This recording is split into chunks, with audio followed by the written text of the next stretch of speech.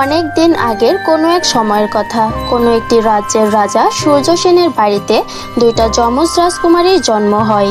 রাজা বড় রাজকুমারীর নাম রেখেছিল রূপাঞ্জল এবং ছোটটার নাম রেখেছিল সিন্ড্রেলা। যেদিন রাজপ্রাসাদে দুই রাজকুমারীর নামকরণের অনুষ্ঠান ছিল, সেই দিন তাদের প্রাসাদে একজন পরী আসে আর দুই রাজকুমারীকে আশ্চর্য একটি শক্তি দেয়। আমি তোমাদের দুইজনকে দোয়া করছি, তোমরা দুইজন পৃথিবীর সব থেকে সুন্দর রাজকুমারী হবে। আর একটা শক্তি দিচ্ছি যে তোমরা যখন কান্না করবে তখন তোমাদের চোখের অশ্রু হীরাতে পরিণত হয়ে যাবে। এটা বলে পরী সেখান থেকে চলে যায়। দুই রাজকুমারীকে রাজা এবং রানী মিলে খুব ভালোবেসে লালন পালন করেছিল। যখন তারা দুইজন বড় হয় তখন তাদের দুইজনকে দেখতে আরো সুন্দর দেখাচ্ছিল, কিন্তু তাদের দুইজনের স্বভাব একদমই বিপরীত ছিল। সিন্ড্রেলা সৎ, দয়ালু এবং সহজ সরল মনের একজন রাজকুমারী ছিল। অন্যদিকে রূপাঞ্জল ভীষণ অহংকারী একজন রাজকুমারী ছিল। সে প্রত্যেকটা সময় দাস দাসীদের সঙ্গে খারাপ ব্যবহার করত। এমন করেই হঠাৎ একদিন একজন দাসীর হাত থেকে পানির গ্লাস ছুটে রূপাঞ্জলের গাউনের উপর পড়ে যায়। তোমার সাহস কিভাবে হলো আমার গাউনের উপর পানি ফেলার? তুমি জানো এটা আমার সব থেকে প্রিয় গাউন। এখন এর শাস্তি তোমাকে পেতেই হবে। আমাকে ক্ষমা করে দিন রাজকুমারী, আমি ইচ্ছা করে এটা করিনি। ঠিক তখন রাজকুমারী সিন্ড্রেলা সেখানে আসে এবং রূপাঞ্জলকে বলে, আপুকে ক্ষমা করে দাও, ও ইচ্ছা করে এসব করেনি, ভুল করে হয়ে গেছে। এখন তুমি তাড়াতাড়ি যাও আর অন্য একটা গাউন পরে এসো। বাবার ঘোষণা করা অনুষ্ঠান শুরু হতেই চললো বলে, তুমি আর দেরি করো না তো, এখন যাও, আমি তোমার জন্য সুন্দর সুন্দর দেখে ফুল নিয়ে আসছি। আজকে তো আমি তোমাকে ক্ষমা করে দিলাম, কিন্তু এরপর থেকে যদি কখনো আর এমন ভুল হয় তাহলে কিন্তু তোমার হাত কেটে ফেলবো আমি। এটা বলে রূপাঞ্জল রেগে সেখান থেকে চলে যায়। এদিকে সিন্ড্রেলা দাসীকে জিজ্ঞাসা করে, তুমি কি ঠিক আছো? হ্যাঁ, আমি একদম ঠিক আছি, আপনাকে অনেক অনেক ধন্যবাদ রাজকুমারী। রাজা সূর্যসেন তার দুই মেয়েকেই প্রচুর ভালোবাসতো। এর কারণে সে নিজে থেকেই দুই মেয়েকে নিজেদের জীবন সাথী চয়েস করার সুযোগ দেয়। তোমরা দুই রাজকুমারী এখন বড় হয়েছো, অনেক সুন্দর দেখতে হয়েছো, তোমাদের বুদ্ধিও হয়েছে। এর কারণে আমি তোমাদের দুইজনকে সুযোগ দিচ্ছি তোমাদের জীবন সাথী খুঁজে নেওয়ার জন্য।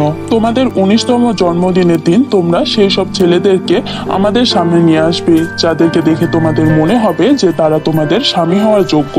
আচ্ছা বাবা। এভাবেই সময় কাটছিল আর দেখতে দেখতে সেই দিনটা চলে আসে যেদিন দুই রাজকুমারীর 19তম জন্মদিন ছিল।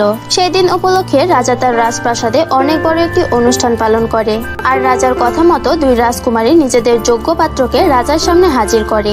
রাজা রূপাঞ্জলের পাশে দাঁড়িয়ে থাকা সুন্দর কাপড় পরা ছেলেটিকে তাকায় আর তাকে জিজ্ঞাসা করে, তুমি কি কাজ করো?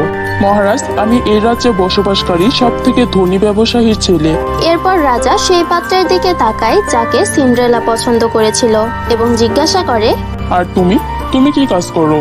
মহারাজ, আমি একজন রাখাল। সিন্ড্রেলা, তুমি এত বুদ্ধিমতী, এত বড় পরিবারের একটা মেয়ে, আর তুমি একটা সামান্য রাখালকে কিভাবে পছন্দ করতে পারো? তুমি একবার ভালো করে ভেবে নিতে পারো, কারণ তোমার ভবিষ্যৎ জীবন খুব কঠিন হতে চলেছে। মহারাজ, হতে পারি আমি একজন রাখাল, কিন্তু আমি সিন্ড্রেলাকে খুব ভালোবাসি। আর আমি আপনাকে এটা কথা দিচ্ছি যে আমি সিন্ড্রেলাকে কখনোই কষ্টে রাখবো না। দয়া করে আপনি আমাকে বিশ্বাস করুন আর আমার সিন্ড্রেলাকে আমার হাতে তুলে দিন। বাবা, আমি দরিদ্রতাকে ভয় পাই না, আর তুমি তো আমাদেরকে অনুমতি দিয়েছিলে নিজেদের জীবন সাথী বেছে নেওয়ার। তাই বলছি, দয়া করে তুমি তোমার কথাটা রাখো আর আমাদের দুইজনকে দোয়া করো। রাজার রূপাঞ্জলের পছন্দের ছেলেটি খুবই পছন্দ হয়, কিন্তু সিন্ড্রেলার পছন্দের ছেলেটিকে একদম পছন্দ হয় না। কিন্তু তবুও কথা মতো তাকে সিন্ড্রেলাকে বিয়ে দিতেই হয় সেই রাখালের সঙ্গে। আমি তোমাদেরকে আমার আদরের মেয়ে দুইটা দিয়ে দিচ্ছি, দয়া করে ওদেরকে খুশি রেখো, ওদেরকে কখনো কষ্ট দিও না। আমার বিশ্বাস যে তোমরা দুইজন সঠিক সিদ্ধান্ত নিয়েছো আর নিজেদের জীবনে তোমরা অনেক খুশি থাকবে। আর হ্যাঁ, তোমাদেরকে বলছি, দয়া করে আমার মেয়ে দুটাকে খুশি রেখো, ওরা আমার খুব আদরের মেয়ে। এরপর দুই রাজকুমারীর পছন্দ মতো ছেলের সঙ্গে একই দিনে তাদের বিয়ে হয় আর পরের দিনই তারা তাদের স্বামীর সঙ্গে নিজেদের বাড়িতে চলে যায়। এইভাবেই পুরো 1 বছর কেটে যায়। 1 বছর পর রাজা সূর্যসেন নিজের মেয়েদের অবস্থা জানার জন্য তাদের বাড়িতে যায়। সে প্রথমে তার বড় মেয়ে রূপাঞ্জলের বাড়িতে যায়। সেখানে গিয়ে সে দেখে রূপাঞ্জল অনেক বড় বিলাসবহুল একটি বাড়িতে বসবাস করে এবং রূপাঞ্জলের স্বামী রূপাঞ্জলের চোখের অস্ত্র বিক্রি করে অনেক বড়লোক হয়ে গিয়েছিল। সেখানে রাজাকে খুব ভালোভাবে আপ্যায়ন করা হয়। রাজা রূপাঞ্জলের সুখ দেখে ভীষণ খুশি ছিল আর এটা ভেবে সে আরো খুশি হয় যে রূপাঞ্জলের পরিবার আগের থেকেও আরো বেশি ধনী হয়ে গেছে রূপাঞ্জলের চোখের অশ্রুর সাহায্যে। আপনার আসার কি দরকার ছিল? আমাদেরকে বলে দিতে পারতেন, আমরাই চলে যেতাম। কোনো ব্যাপার না, তোমরা সুখে আছো এটাই অনেক। আমি তোমাদের সুখ, শান্তি এবং সাম্রাজ্য দেখে ভীষণ খুশি হয়েছি। বড় মেয়ে রূপেঞ্জলের সঙ্গে দেখা করার পর রাজা সূর্য সেন তার ছোট মেয়ে সিন্ড্রেলাকে দেখার জন্য বেরিয়ে পড়ে। রাজা যখন সিন্ড্রেলার বাড়িতে পৌঁছায় তখন সেখানে সে দেখে যে তার মেয়ে সিন্ড্রেলা ছোট্ট ভাঙা একটা বাড়িতে খুব কষ্ট করেই বসবাস করছে। এটা দেখে রাজার প্রচন্ড রাগ হয়, আর ঠিক তখনই সিন্ড্রেলা রাজাকে দেখতে পায় এবং জিজ্ঞাসা করে, আরে বাবা, তুমি আমাদের না বলে চলে এলে, কখন এসেছো? যদি বলেই আসতাম তাহলে তোমাকে এমন খারাপ পরিস্থিতিতে আর দেখতে পেতাম না। কত কষ্ট করে কাজ করছো তুমি। ঠিক সেই সময় সিন্ড্রেলার স্বামীও কাজ থেকে বাড়িতে ফিরে আসে। রাজাকে দেখে সে সবার প্রথমে রাজাকে প্রণাম করে। বাবা, আপনি প্রথমবার আমাদের বাড়িতে এসেছেন, দয়া করে ঘরের ভেতরে আসুন। আমরা আপনার জন্য ছোটখাটো একটা খাবার আয়োজন করব। তার কোনো প্রয়োজন নেই। প্রথমে এইটা বলো যে আমার আদরের মেয়েকে এত দরিদ্রতার মাঝে এত কষ্ট করে রাখার সাহস কিভাবে হলো তোমার? আমার মেয়ের চোখের এক ফোঁটা অশ্রু দিয়েই তুমি অনেক সুখে থাকতে পারো, তবুও তুমি আমার মেয়েকে এত কষ্ট করে রেখেছো। বাবা, মানছি আপনার কথাগুলো ঠিক, কিন্তু আমি সিন্ড্রেলার চোখে অশ্রু দেখতে পাই না। আমি চাই যে আমি কষ্ট করে পরিশ্রম করে ওকে খাওয়াবো, ওকে সুখে রাখবো। হ্যাঁ বাবা, আমি ওর সঙ্গে অনেক সুখে আছি, কিচ্ছু চাই না আমার। ঠিক আছে, তুমি যেটা ভালো বুঝো। এটা যদি তোমার মনের ইচ্ছা হয় তাহলে আমার আর কিচ্ছু বলার নেই। এটা বলে রাজা সেইখান থেকে চলে যায়। সিন্ড্রেলার স্বামী প্রতিদিন সকাল সকাল ভেড়া চড়াতে যেত, আর সিন্ড্রেলা বাড়িতে থেকে ভেড়ার লোম দিয়ে গরম কাপড় বুনতো। এরপর সে সেগুলো নিজেই নিয়ে গিয়ে বাজারে বিক্রি করত। সিন্ড্রেলার হাতের কাপড়গুলো অনেক সুন্দর ছিল। সিন্ড্রেলা এবং তার স্বামী সৎ হওয়ার কারণে এবং তার ভালো ব্যবহার হওয়ার কারণে তাদের কাপড়গুলো খুব সহজেই তাড়াতাড়ি বিক্রি হয়ে যেত। এমন করে আস্তে আস্তে তারা বড়লোক হয়ে যায় আর নিজেদের জন্য অনেক বড় একটি বাড়ি কেনে আর অনেকগুলো ভেড়াও কিনে নেয়। তাদের কাজ খুব ভালোই চলছিল। তারা নিজেদের জীবনে অনেক খুশি ছিল। কিন্তু আশ্চর্যের ব্যাপার এইটাই যে হঠাৎ করে সিন্ড্রেলার চোখে কোনো কারণ ছাড়াই ব্যথা অনুভব হচ্ছিল, আর কোনো ডাক্তারই তার ব্যথার কারণ খুঁজে পাচ্ছিল না। এনার চোখগুলো তো একদম সুন্দর আছে আর সবকিছু ঠিকঠাকও আছে, সরি, ওনার ব্যথার কারণ আমি খুঁজে বের করতে পারছি না। এমনভাবে দিন কাটছিল। হঠাৎ করেই একদিন রাজা তার রাজপ্রাসাদে অনেক বড় একটি অনুষ্ঠান রাখে এবং সেই অনুষ্ঠানে তার দুই মেয়েকেই নিমন্ত্রণ করে। সেই অনুষ্ঠানে অনেক বড় বড় মানুষজন উপস্থিত ছিল। রূপেঞ্জলের স্বামী রাজাকে অনেক দামি দামি জিনিস উপহার দেয়। বাবা, মা, এগুলো আপনাদের উপহার। সবকিছুর জন্য তোমাকে অনেক অনেক ধন্যবাদ, কিন্তু আমার মেয়ে রূপেঞ্জল কোথায়? আসলে মা, আমার স্ত্রী রূপেঞ্জলের শরীরটা ভালো নেই, এর কারণেই ও অনুষ্ঠানে উপস্থিত হতে পারেনি। এরপর সিন্ড্রেলা এবং তার স্বামী রাজা এবং রানীকে নিজেদের হাতে বানানো উলের কাপড় উপহার হিসাবে দেয়। আমার কাছে এর থেকে অনেক দামি দামি কাপড় আছে, এগুলোর আমার কোনো প্রয়োজন নেই। এগুলো তোমরা তোমাদের সাথে নিয়ে যেতে পারো। অনুষ্ঠানের মধ্যে রাজা শুধু রূপেঞ্জলের স্বামীর সঙ্গে কথা বলছিল, সে সিন্ড্রেলার স্বামীর দিকে নজরও দিচ্ছিল না। তখন হঠাৎ করে সিন্ড্রেলার নজর পড়ে রূপেঞ্জলের স্বামীর দেওয়া উপহারগুলোর দিকে। আরে এ কি, এগুলো তো আমাদের চোখের অশ্রু দিয়ে বানানো হীরা। কিছু না হোক, রূপেঞ্জল অনেক বিপদে পড়েছে, ওকে যে করেই হোক বাঁচাতে হবে। এরপর সিন্ড্রেলা তার স্বামীকে এ ব্যাপারে সকল ঘটনা খুলে বলে। আমার মনে হচ্ছে এই হীরাগুলো আমার বোনের চোখে অশ্রু। আর মনে আছে তোমার, আমার অকারণে চোখে যন্ত্রণা হচ্ছিল। এর কারণ আমার বোন হয়তো কোনো অনেক বড় বিপদে পড়েছে। যদি ব্যাপারটা এমনই হয় তাহলে ওর সঙ্গে খুব দ্রুত দেখা করতে যাওয়া উচিত। এরপর দুই স্বামী স্ত্রী রূপেঞ্জলের সঙ্গে দেখা করার জন্য তার বাড়িতে পৌঁছায়, কিন্তু সেইখানে গিয়ে তারা দেখে যে তাদের বাড়িতে তালা লাগানো। সিন্ড্রেলার স্বামী কোনো উপায় না পেয়ে সেই তালা ভেঙে ফেলে এবং দুইজনে মিলে সেই বাড়ির ভেতরে প্রবেশ করে। অনেকক্ষণ ধরে খোঁজাখুঁজি করার পর তারা শুনতে পায় যে কোনো একটি ঘরের মধ্যে থেকে কান্নার শব্দ আসছিল। তারা তাড়াতাড়ি সেই ঘরের মধ্যে প্রবেশ করে এবং দেখে যে রূপেঞ্জল কারাগারের মধ্যে বন্দী রয়েছে। রূপেঞ্জল, দেখো আমার দিকে, আমি তোমার বোন সিন্ড্রেলা। আর এটা তোমার কি অবস্থা হয়ে গেছে? কে করলো তোমার এমন এই অবস্থা? সিন্ড্রেলা, তুমি এখানে কিভাবে এলে? দয়া করে তুমি এখান থেকে চলে যাও। যদি আমার স্বামী তোমাকে দেখে ফেলে তাহলে তুমি অনেক বড় বিপদে পড়বে। বোন, আমি হাত জোড় করছি, দয়া করে চলে যাও তুমি এখান থেকে। আপু, তুমি চিন্তা করো না, তোমার স্বামী এখন রাজপ্রাসাদে রয়েছে, সে বাবা মায়ের সঙ্গে উৎসব পালন করছে। আচ্ছা তুমি বলো তো, তোমার এই অবস্থা কি করে, আর তোমার চোখেরই বা এমনটা হলো কিভাবে? 2 বছর আগে আমার শ্বশুর মারা যায়, আর তখন আমি জানতে পারি যে আমার স্বামী কোনো কাজকর্মই করে না। সে সারাদিন তার বন্ধুদের সঙ্গে নেশা করে, জুয়া খেলে। আর একদিন জুয়া খেলে সে নিজের সকল সম্পত্তি হারিয়ে ফেলে। আর আমি যখন এর ব্যাপারে ওকে জিজ্ঞাসা করি তখন ও নিজের কর্মের জন্য অনেক পস্তায়, নিজের ভুলটা বুঝতে পারে। আর সে আমাকে বলেছিল, আমাকে ক্ষমা করে দাও সিন্ড্রেলা, আমি ভালো হয়ে গেছি। আমাকে একটা সুযোগ দাও, আমি সবকিছু বদলে দিতে চাই। দয়া করে তুমি কান্না করো, আর তোমার অশ্রু থেকে যে হীরা বের হবে সেই হীরাগুলো বিক্রি করে আমি আমার ব্যবসা আবারও শুরু করতে চাই। সবকিছু শুনে ওর ওপর আমার দয়া হয় আর আমি ওকে সাহায্য করি, কিন্তু ও নিজেকে শোধরায় না, আমাকে মিথ্যা বলেছিল। আর এরপর একদিন রেগে গিয়ে আমি ওকে বলেছিলাম, আমি তোমাকে অনেক সুযোগ দিয়েছি, কিন্তু তুমি নিজের মধ্যে কোনো পরিবর্তনই আনোনি। এখন আমি তোমাকে এখানে এইটা বলতে এসেছি যে এখন আমি আর তোমার সঙ্গে থাকতে পারবো না, আমি চলে যাচ্ছি আমার বাবার বাড়িতে। যখন ও এটা শুনে তখন সে রাগে লাল হয়ে যায় আর রেগে গিয়ে আমাকে ধাক্কা দিয়ে মাটিতে ফেলে দেয়। আমার অনুমতি ছাড়া তুই তোর বাবার সাথে তো কি অন্য কারোর সঙ্গে দেখা করতে পারবি না। আমার কাজ করতে একদম ভালো লাগে না। আমি তোর চোখের অশ্রুগুলো বিক্রি করে ও বিনা ইনকাম করেই অনেক সুখে কাটাতে পারবো। তাহলে আমার কাজ করার আর কি প্রয়োজন বল? আর ও আমাকে কারাগারে বন্দি করে দেয়। যদি আমি ওকে হীরা না দিই তাহলে আমাকে খাবারও দেয় না। এখন তো আমি ঠিকভাবে দেখতেও পাই না, কারণ অনেকগুলো বছর হয়ে গেছে আমি শুধু কান্নাই করে যাচ্ছি।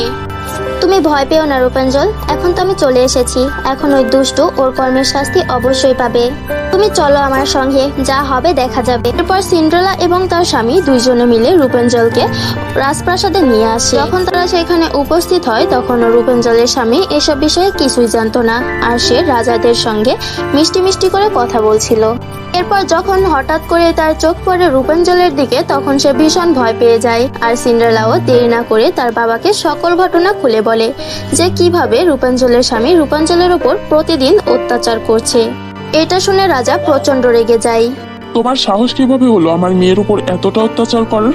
প্রহরী, একে নিয়ে যাও আর ওর ফাঁসি না হওয়া পর্যন্ত ওকে কারাগারে বন্দি রাখো। এরপর প্রহরী তাকে নিয়ে চলে যায়। প্রত্যেকেই রূপাঞ্জলের এই অবস্থা দেখে ভীষণই দুঃখী ছিল, কারণ সে এখন ঠিকভাবে দেখতেও পাচ্ছে না। সবকিছু দেখে সিন্ড্রেলা বলে, আমার বোন, যদি আমি তোমাকে দেখার জন্য সাহায্য করতে পারতাম। ঠিক তখন সেখানে সেই পরী আসে যেই পরী ছোট্টবেলায় তাদেরকে এই শক্তি দিয়েছিল এবং তাদেরকে বলে, আমি জানি যে রূপাঞ্জলের সঙ্গে ঠিক কি কি হয়েছে, আর এইটাও জানি যে এখন আপনারা সবাই কি চান। একটা উপায় আছে যেটার সাহায্যে রূপাঞ্জলের চোখের আলো আবারও ফিরে আসতে পারে। কোন উপায় দয়া করে আমাকে বলুন, আমি আমার বোনের জন্য সবকিছু করতে পারি। সিন্ড্রেলা, যদি তোমাদের চোখের অশ্রু হীরা বানানোর শক্তিটা তোমাদের মধ্যে আর না থাকে তাহলেই রূপাঞ্জল আবারও দেখতে পাবে।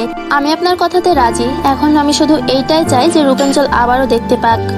এরপর পরই নিজের জাদুর কাঠিতে ঘুরিয়ে একটি জাদু করে এবং রূপাঞ্জলের চোখের আলো আবারও ফিরে আসে।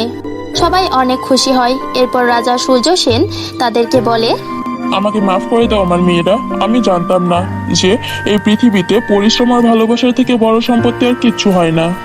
যদি হাজার ধন সম্পদ থাকে কিন্তু তার মধ্যে ভালোবাসা না থাকে তাহলে কিছুই থাকে না। এরপর সবাই মিলে হাসি খুশিতে একসঙ্গে বসবাস করতে শুরু করে। তো ফ্রেন্ডস, কেমন লাগলো গল্পটি কমেন্ট করে জানাবে। ভিডিওটি ভালো লাগলে একটি লাইক করবে। আর তোমরা যদি আমাদের চ্যানেলে নতুন হও তাহলে অবশ্যই আমাদের চ্যানেলটিকে সাবস্ক্রাইব করে পাশে থাকা বেল আইকনটি ক্লিক করে অল করে দিবে, যেন আমাদের নতুন নতুন ভিডিও তোমরা সবার আগে পেয়ে যাও। তো বন্ধুরা, দেখা হচ্ছে নতুন কোনো ভিডিওতে নতুন কোনো গল্প নিয়ে।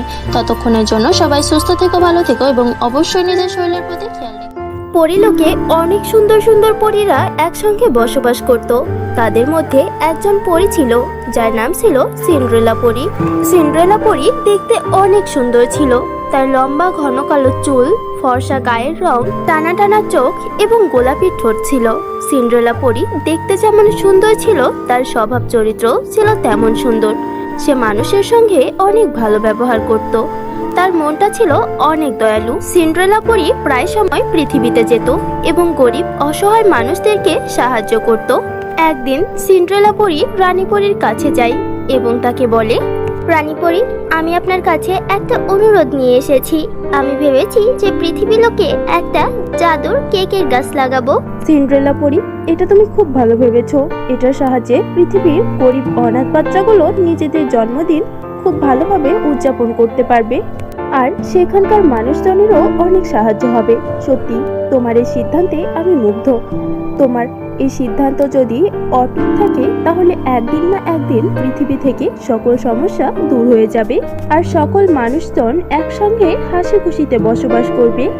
রানী পরীর অনুমতি পাওয়ার পর সিন্ড্রেলা পরী পৃথিবী লোকে পৌঁছে যায়। সে নিজের জাদু শক্তির দ্বারা পৃথিবীতে অবস্থিত সবথেকে দরিদ্র গ্রামটি খুঁজে বের করে।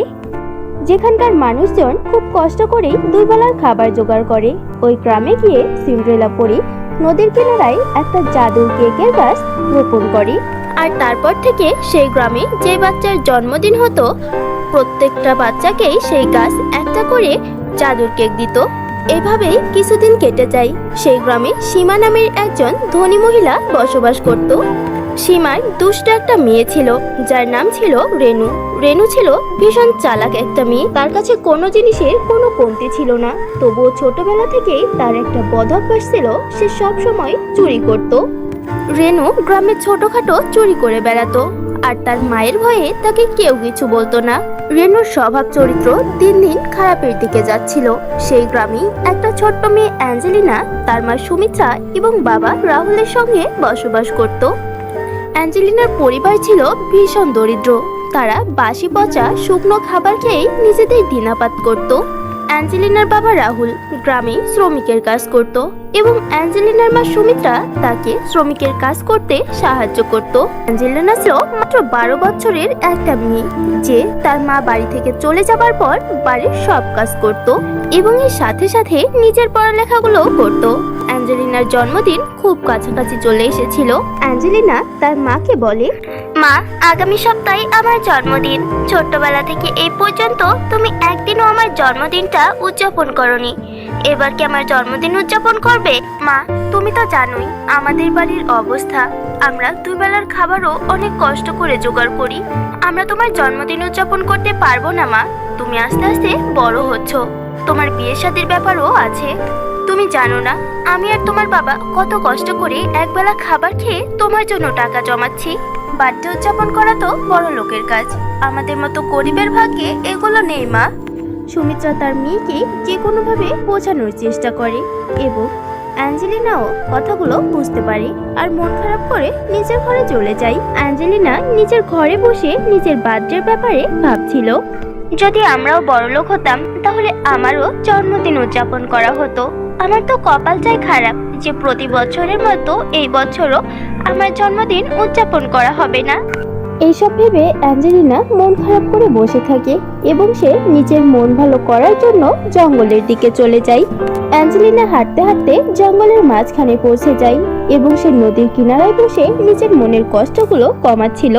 জঙ্গলের সৌন্দর্যতা দেখে অ্যাঞ্জেলিনার খুব ভালো লাগে। সে তার মনের সকল কষ্ট ভুলে যায় এবং জঙ্গলে পশু পাখির সঙ্গে খেলা করতে থাকে।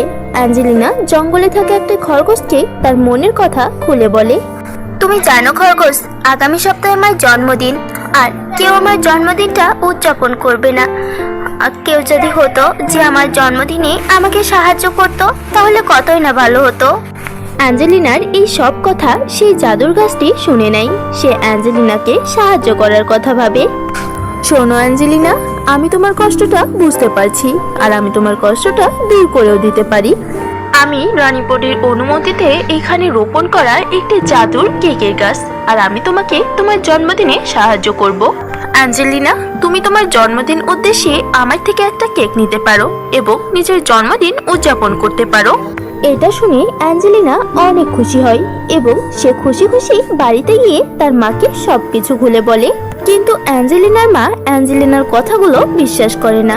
সে অ্যাঞ্জেলিনার সব কথাগুলো হেসে উড়িয়ে দেয়।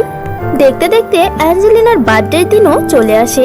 অ্যাঞ্জেলিনা তার বাবা মায়ের থেকে আশীর্বাদ নেয় এবং খুশি হয়ে জঙ্গলের দিকে চলে যায়। জঙ্গলে পৌঁছে অ্যাঞ্জেলিনা জাদুর গাছের থেকে একটা কেক চাই। জাদুর গাছ, আজকে আমার জন্মদিন, আর আপনার কথা মতো আমি আজকে আপনার থেকে কেক নিতে এসেছি। হ্যাঁ অ্যাঞ্জেলিনা, আমার সবকিছু মনে আছে। জন্মদিনে তোমাকে অনেক অনেক শুভেচ্ছা। এই নাও, তুমি এই কেকটি নিয়ে গিয়ে নিজের জন্মদিন উদযাপন করো। অ্যাঞ্জেলিনা খুশি হয়ে কেকটি নিয়ে যাচ্ছিল। রেনু তাকে কেকটি নিয়ে যেতে দেখে নেয় এবং সে মনে মনে ভাবে, অ্যাঞ্জেলিনা তো অনেক গরিব, তাহলে ওর কাছে এত টাকা কিভাবে এলো যে ও কেক কিনে নিজের জন্মদিন উদযাপন করছে? আমাকে তো জানতেই হবে। তখন রেনু অ্যাঞ্জেলিনার রাস্তা আটকায় এবং অ্যাঞ্জেলিনাকে বলে, অ্যাঞ্জেলিনা, তোমাকে জন্মদিনের অনেক অনেক শুভেচ্ছা।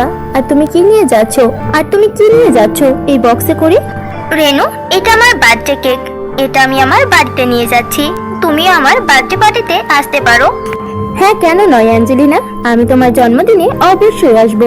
কিন্তু তোমার বাবা মা তো অনেক গরিব, তুমি এত দামে একটা কেক পেলে কোথায়? রেনু, আমাদের গ্রামের শেষ প্রান্তে নদীর কিনারায় একটা অনেক সুন্দর জাদুর কেকের গাছ আছে, যেটা রানীপুরী গরিবদের সাহায্য করার জন্য সৃষ্টি করেছে। আর ওই গাছই আমাকে আমার জন্মদিন পালন করার জন্য এই কেকটি দিয়েছে। অ্যাঞ্জেলিনা সকল ঘটনা রেনুকে খুলে বলে এবং সবকিছু শোনার পর রেনুর মনে লোভ জাগে। সে সেই গাছটিকে চুরি করে কেটে তার সব কেকগুলো বিক্রি করার কথা ভাবে। বাহ, জাদুর গাছের কেক! আমি তো এমন কথা প্রথমবার শুনছি। তুমি কি আমাকে ওই গাছের কাছে নিয়ে যেতে পারবে? কেন নয় রেনু, অবশ্যই নিয়ে যাব। কিন্তু তোমার কি প্রয়োজন? তোমার কাছে তো কোনো জিনিসের কোনো কমতি নেই, আর ওই গাছটি শুধু দরিদ্র মানুষদেরকেই সাহায্য করে। আরে না অ্যাঞ্জেলিনা, আমি ওই গাছটা শুধু দেখতে চাই। এরপর রেনু কথাতে ভুলিয়ে পালিয়ে অ্যাঞ্জেলিনাকে সঙ্গে করে সেই জাদুর গাছের কাছে নিয়ে যায়। জাদুর গাছের উপরে অনেকগুলো কেক দেখে রেনুর মনে লোভ জাগে। এরপর সে রাত হবার জন্য অপেক্ষা করতে থাকে, যেন রাতের বেলায় সে